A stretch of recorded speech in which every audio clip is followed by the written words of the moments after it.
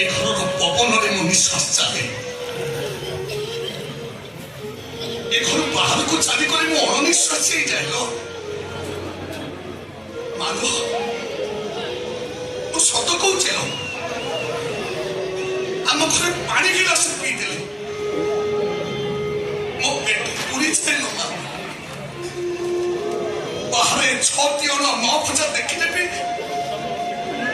ମୋର ଜମାରୁ ଖାଇବାକୁ ଇଚ୍ଛା ହୁଏନି ମାଲୋ।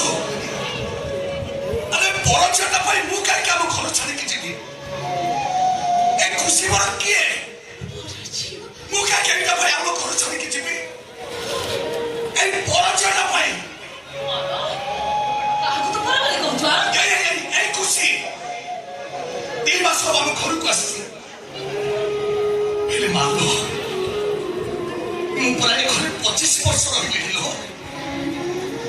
ଏ ମା ତୁ ପୁରା ସବୁବେଳେ କହୁ ଏକା ନା, ତୁ ମୋ ଘର ଚାକର ନୁହଁରେ, ତୁ ମୋରି ପୁଅ। ମାମୁ ଆଲୋ ଘରର ପୁଅ ବଡ ଝିଅ ପାଇଁ କାହିଁ ଘର ଛାଡ଼ି ଯିବ ଲୋ? ମୁଁ କାହିଁକି ଏଇଟା ଭାଇ ଆମ ଘର ଛାଡ଼ିକି ଯିବି? ଏ କଥା ତୁ ମୋତେ ପଚାରୁଛୁ? ମୁଁ ତତେ ଯେତିକି ପଚାରୁଛି ମତେ ସେତିକି କହ। ହଁ ସେ କି? ସେ ଖୁସି। ସେ ତୋର କେ? ସିଏ ମୋର କେହି ନୁହଁ।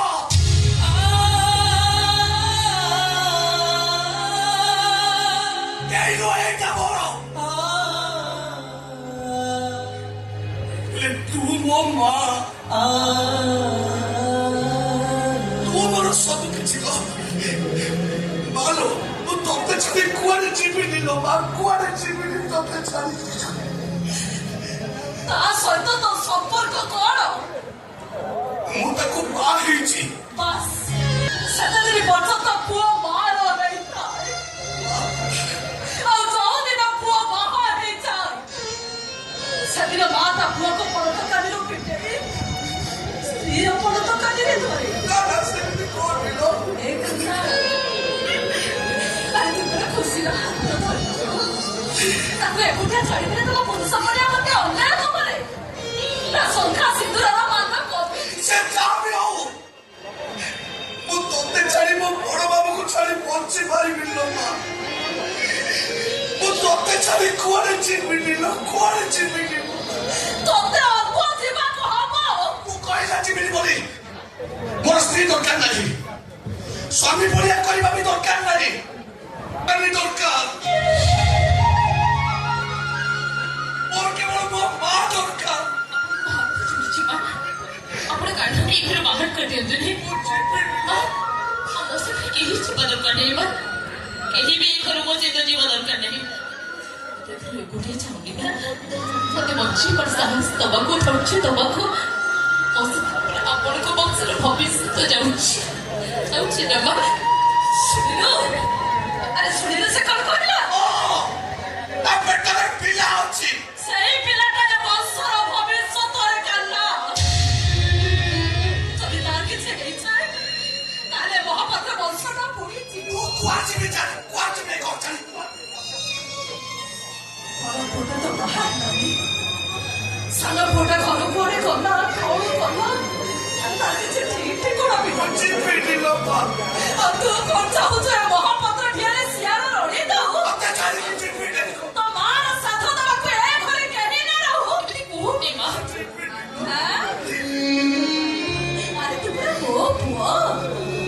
ସତରେ ଯଦି ତୁ ମୋ ପୁଅ, ଆଉ ମତେ ଯଦି ତୁ ମା ବୋଲି ଭାବୁଥାଉ, ତାହେଲେ ବଂଶର ଉତ୍ତରାଧିକାରକୁ ବଞ୍ଚେଇବା ପାଇଁ ଏ ମାଟା ତୋ ପାଖରେ ହାତ ଯୋଡୁଛି ରେ ଯା। ତା ଭବିଷ୍ୟତ ଖୁସି ପାଇଁ ଏ ମାଟା ତୋ ପାଖରେ କାନ୍ଦି ପତାଇ ଭିକ ମାଗୁଛି।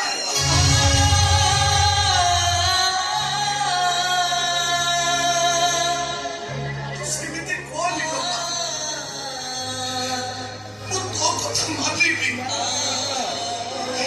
ମୁଁ ଯାହା କହିବୁ ମୁଁ ଗୋଟି ଗୋଟି କରି ସବୁ ମାନିବି। ମତେ ହାତ ଧରି ବାପାରେ ଭାଙ୍ଗି କଣ ନିଲ ମୁଁ ଯିବି ନା ମା ଏଇ ଖୁସି ପାଣି ନୁହଁ ମୁଁ ତୋ ଖୁସି ପାଇଁ ଯିବି ହେଲେ ମାନ ତୁ ମୋର ଗୋଟେ କଥା ରଖିବ କହ ବାପା ଗୋଟେ କଥା କାହିଁକି ଯଦି ତୁ କହିବ ମୁଁ ତୋର ଗୋଟି ଗୋଟି କରି ସବୁ କରିଦେବ ନା କହ ବାପା ମାନ ତୁ ତ କାନକୁ ଭୁଲି ଯିବୁନି ତ